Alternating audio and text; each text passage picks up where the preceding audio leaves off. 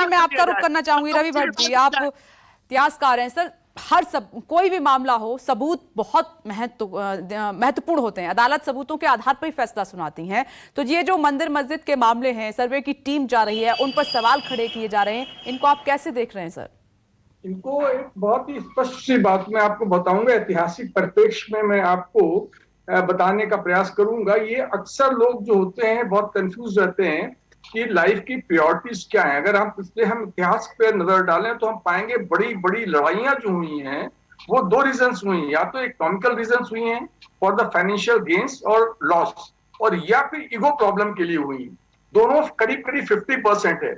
आदमी जो है, इंसान जो है, जब हम पीछे की तरफ जाके देखते हैं तो इंसान रोजी रोटी खाने की बेसिक रोजी रोटी कपड़ा मकान, इसके बाद में जो उसकी टॉप प्रायोरिटी हो जाती है उसकी ईगो हो जाती है, उसके इमोशंस हो जाते हैं। और इसकी वजह से एट टाइम्स जो चीजें अपने आप कॉम्प्लिकेटेड होना शुरू हो जाती है। आप किसी भी वॉर को उठा के देखिए, मोस्ट ऑफ द वॉर्स जो होती हैं कि वो उसका रीजन यही होता है। अब यहाँ पर जैसे एग्जाम्पल मैं आपको इस पर्टिकुलर इस केस पे मैं देना चाहूंगा आपको। यहाँ पर ज्ञानवापी मास्क और ये जो काशी विश्वनाथ टेम्पल है, इसके बीच के अंदर भी ईगो की प्रॉब्लम आप देख लीजिए। इसकी ईगो प्रॉब्लम से हमको सबको मालूम, सबसे पहले इसको कुतुबुद्दीन ऐबक ने 1194 के अंदर उन्होंने इसको तोड़ा। उसके बाद एक गुजराती मर्चेंट था, ही हैड रिपेयर्ड इट। उसके बाद 15th सेंचुरी के अंदर सिकंदर लोधी जो था उसने इसको तोड़ा। उसके बाद में अकबर के टाइम पे इसको जो था राजा टोडरमल ने, नारायण भट्ट जो साउथ का ब्राह्मण था उसकी मदद से इसको ठीक कराया। अब आती प्रॉब्लम, उसके बाद फिर ये 1698 के अंदर इसको जो है 1669 के अंदर औरंगजेब ने इसको तोड़ा। अब तोड़ने के बाद में इसको यहाँ पर मैं अपनी बात कहना चाहता हूँ। ये तो सबको फैक्ट्स मालूम होगी जो मैंने बताए। अब यहाँ पर जो मैं बताना चाहता हूँ उसकी बात, उसके बाद जब जयपुर के राजघराने ने इसको रिपेयर करने का प्रयास करा 17th सेंचुरी के अंदर, तो उन्होंने जब इसको रिपेयर कराया तो यहाँ के ब्राह्मण्स की ईगो आ गई बनारस के। उन्होंने कहा कि हम इसको रिनोवेशन को, इसको रिपेयर को एक्सेप्ट नहीं करेंगे, बिकॉज वो उन लोगों का रोटी और बेटी का रिश्ता जो था जयपुर घराने का मुगल लोगों से था, और मुगल लोगों को वो एक्सेप्ट, मतलब ये मुगल तो हमारे उनके हिसाब से उन्होंने हमेशा इसको तोड़ा है। तो इसलिए उन्होंने उसको एक्सेप्ट नहीं करा। ये ईगो की प्रॉब्लम आ गई थी बहुत बड़ी। और उसके बाद में दोबारा इसको जब इसको अहिल्याबाई ने इसको रिपेयर कराया 1780 के अंदर, then it was practically accepted. तो मैं कहने की कोशिश कर रहा हूं कि जो ईगो वाली प्रॉब्लम वो अभी भी यहाँ पर आई हुई है। वो जो इतिहास के अंदर था ईगो प्रॉब्लम, वही प्रॉब्लम एग्जैक्टली यहाँ पर, जैसे कि अगर आप कहें तो मैं एग्जाम्पल और भी दे सकता हूँ यहाँ पर कि कई बार और लोगों ने भी कोशिश करी इसको repair, which was not successful also. तो ये जो सर आपने ईगो की बात कही है, मैं अपने सहयोगी राजीव रंजन का इस पर रुख करना चाहूंगी। राजीव, आपको भी लगता है, जैसे बता रहे हैं रवि भट्ट जी हिस्टोरियन है, कि ईगो की लड़ाई के चलते विवाद हुआ? आप सोचिए कि वो जमीन में दफन हो गई चीजें, आज क्या फिर वो ईगो टकरा रहा है? क्यों हम इससे आगे नहीं बढ़ पा रहे हैं, जबकि पता है कि इसमें बहुत कुछ बर्बाद होता है, ये किसी के लिए भी अच्छा नहीं है?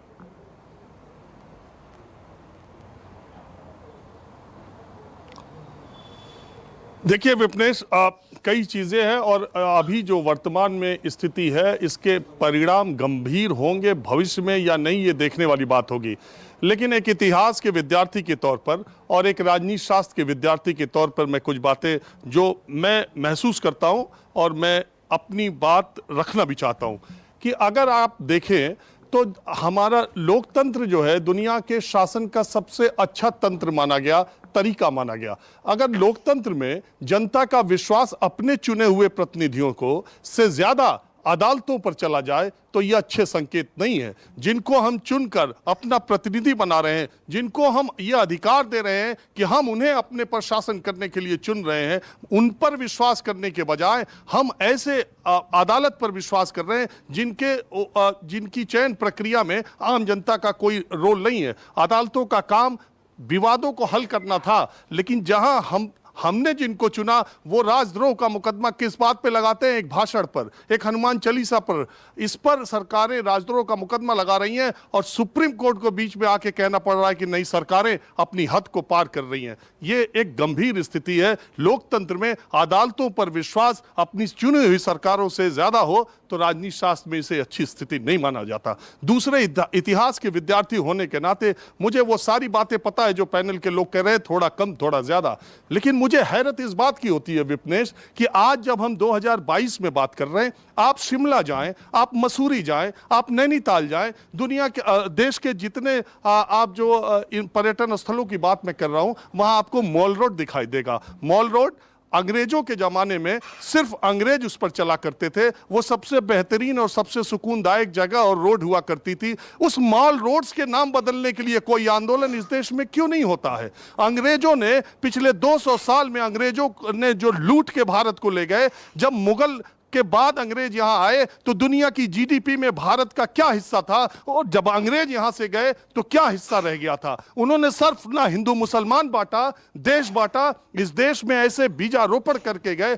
क्यों नहीं आज मॉल एवेन्यू का नाम बदलने के लिए कोई आंदोलन होता? क्यों नहीं रोज एवेन्यू का नाम बदलने के लिए आंदोलन होता? क्यों आउटरम लाइंस का नाम बदलने के लिए आंदोलन नहीं होता? हम क्यों अंग्रेजों के 2 साल के शासनकाल को इतना दरकिनार करके मुगलों के 500 साल के शासन पर इतना क्यों जोर देते हैं? क्या ये एक सच्चाई नहीं है? क्या यह सच्चाई नहीं है कि भारत का स्वतंत्रता आंदोलन 1857 में पहली बार लड़ा गया और देश के अलग अलग हिस्सों के जो हिंदू सरदार थे या जो क्रांतिकारी थे, वो दिल्ली आकर के बहादुर शाह जफर को अपना सम्राट मानते हैं और कहते हैं कि आप आगे बढ़ो? क्या ऐसी साझी विरासत हमारी नहीं थी? क्या है हमारा इतिहास नहीं था? लेकिन आप चुनिंदा हिस्से के इतिहास को निकाल करके अपने फायदे के लिए इस्तेमाल करना चाहते हो। वो दोनों तरफ के लोग हैं, कोई एक तरफ का आदमी नहीं है। जब उत्तर प्रदेश का चुनाव होता है तो आदित्यनाथ 80-20 कहते हैं और अखिलेश यादव जिन्ना का गुणगान करने लगते हैं। ये जिम्मेदारी दोनों तरफ की है। देश एक शेर के साथ मैं अपनी बात करता हूं कि पीछे मत देख न शामिल हो गुनहगारों में, सामने देख कि तेरी मंजिल है तारों में। जहां 50 करोड़ से ज्यादा लोग 30 साल से कम उम्र के हैं, वो 32 साल पुराने, वो 500 साल पुराने झगड़ों को सामने ले आके उनकी कौन सी शिक्षा देना चाहते हो? उनका कौन सा भविष्य बनाना चाहते हो? जब दुनिया अंतरिक्ष पर जा रही है तब आप पाताल में खोज के क्या चीजें निकालना चाहते हो?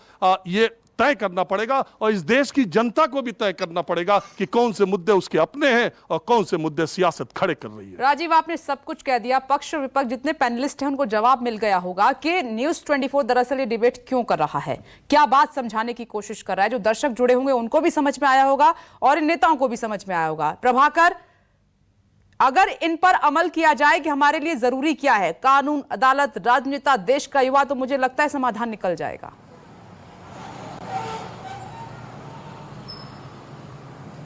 बिल्कुल निकल जाएगा, लेकिन सवाल यह है कि उन्हें याद दिलाने की कोशिश हमारी है।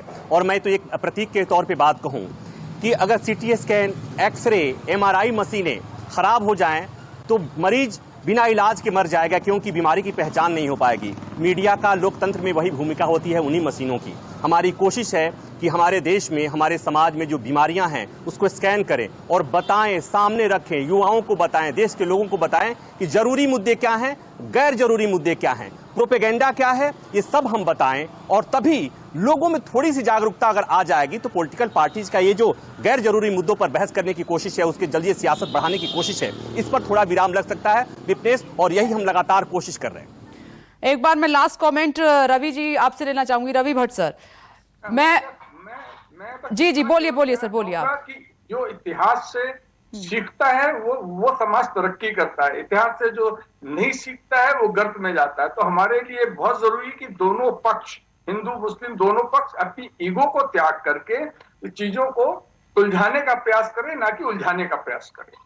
बहुत सही बात, कम शब्दों में आपने बेहद महत्वपूर्ण बात यहां पर कही है। आप सभी मेहमानों का बहुत बहुत शुक्रिया ब्रेकिंग विद एजेंडा की इस बहस में शामिल होने के लिए। तो आज समझ में आया होगा, जो दर्शक हमारे साथ जुड़े हैं, जो न्यूज़ 24 देख रहे हैं, ब्रेकिंग विद एजेंडा देख रहे हैं, कि आपके लिए जरूरी क्या है।